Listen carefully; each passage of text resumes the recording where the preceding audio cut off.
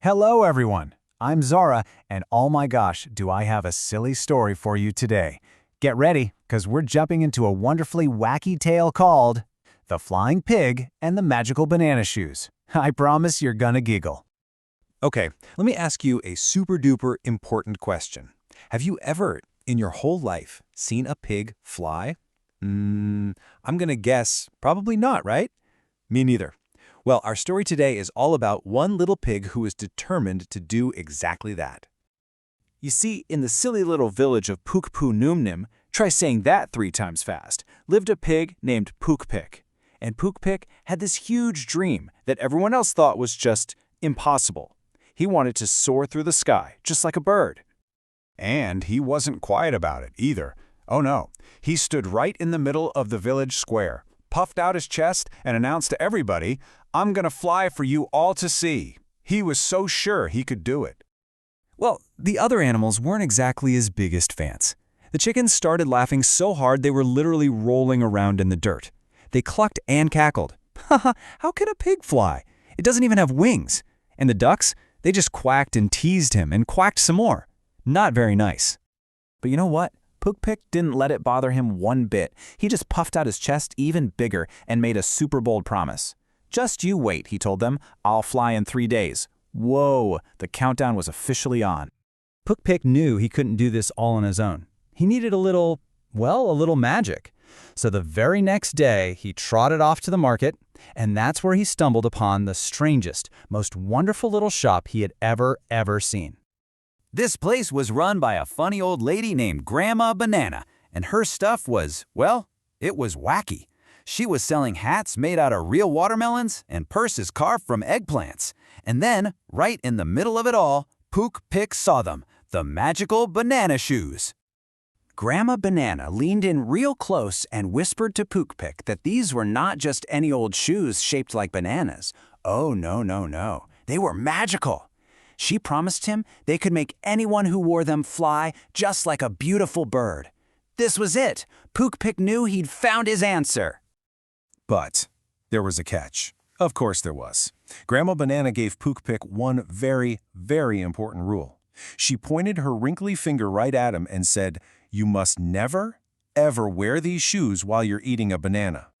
Pookpik was so confused. He loved bananas. They were his favorite snack. Why couldn't he wear his new banana shoes while eating them? So he did what any of us would do. He just asked, why not? And Grandma Banana just started laughing and said, "Because you'll slip!"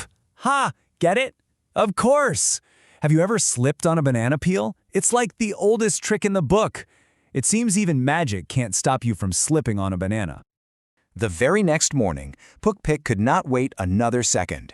He wriggled into his brand new, bright yellow banana shoes and felt a funny little tingle in his trotters. Today was the day. He was ready to prove everyone wrong. He had a very simple plan. He thought it was brilliant, actually. Step 1, stand on the biggest hill you can find. Step 2, run as fast as your little piggy legs can possibly go. And step 3, jump! So he ran, and he jumped, and splat. He landed face first into a giant, gooey, yucky mud puddle. All the chickens and ducks just pointed and howled with laughter. It was a total disaster. But Pookpik was not a quitter. Nope. He climbed all the way back up that hill, covered from snout to tail in mud, took an even bigger breath, and ran even faster this time. He jumped again, and whoosh! He was off the ground. He was really, truly flying. You should have seen the looks on the other animals' faces. Their beaks just dropped wide open. The chickens completely stopped laughing and just squawked, "Oh my, the pig is really flying!" And Pookpik soared right over the village, waving his little hooves at everyone down below. Pookpik was having the best time ever, doing loops and dives and showing off. But all that flying made him kind of hungry. So what did he do? He pulled out his favorite snack, a bag of crispy fried bananas. Uh-oh, he completely forgot about Grandma Banana's one single important rule. And just as he took his first crunchy, yummy bite, whoosh! He started tumbling out of the sky. Down, down, down he went, faster and faster, until thud. Phew. Luckily for Pookpik, he landed right on top of a big, soft haystack. He was totally safe, but his amazing flight was definitely over. But even though he fell, Pookpik was a hero. Everyone in the village cheered for him, the famous flying pig. But there was still one little secret left to uncover, the real reason he was able to fly. Later that day, Grandma Banana came to visit him and finally told him the truth. "Listen, little one," she said so gently.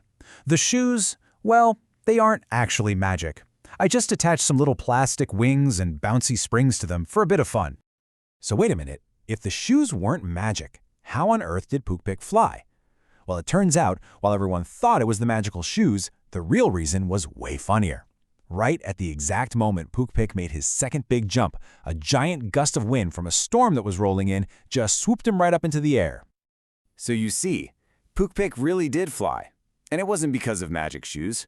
It was because he was brave enough to try his best. It took a little bit of his effort and a little bit of luck from the wind.